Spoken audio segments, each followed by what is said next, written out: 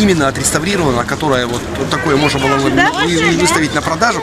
Это на сегодняшний день 3 единицы. Это 2 Явы и КАЗ-25. Он тот серенький. Вот. Где? Вот он КАЗ-25. Девочка с красным. Ага. Это вот именно то, что... Ява где? Вот Ява. Ява 350, да? Да. Моя мечта была. Да, это была мечта всего советского народа. Всего, это культовый мотоцикл, который можно было только стартер, мечтать. и эта скорость.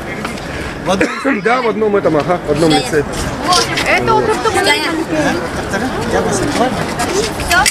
Ага. Поэтому вот именно успели сделать только их. И передел, ну то есть полностью реставрации подвергся вот это. На прошлой выставке он был вообще страшный. Вот. Поэтому именно вот из такого вот, которое вот, только вот 3 модели.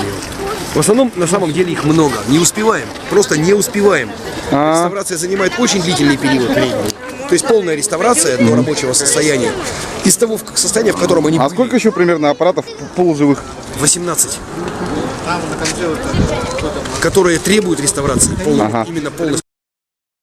Мотоциклов. Ой, кроме мотоциклов, вообще все, что связано с мото и вело направлением именно того периода. Это каски, очки, куртки, краги, комбинезоны. Вот на мне сейчас реплика комбинезона, вот именно она является английский комбинезон 39-го года выпуска, королевских ВВС.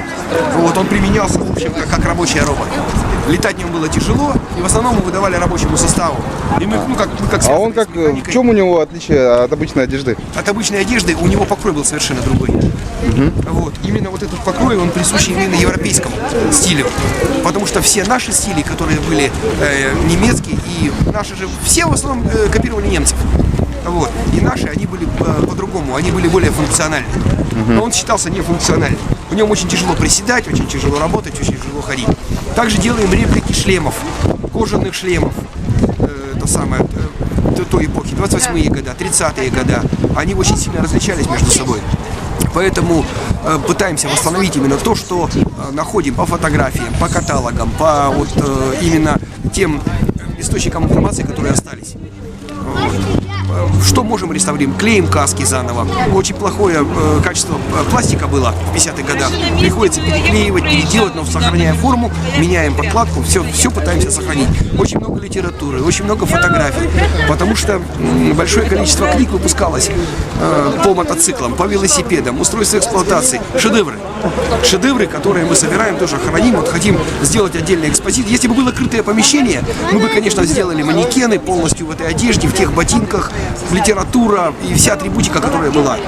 Масленки, инструмент, все собираем полностью. Все, вот именно все это направление, которое вот связано с мото-вело, мы стараемся полностью охватить. И полностью вот сохранить и предоставить.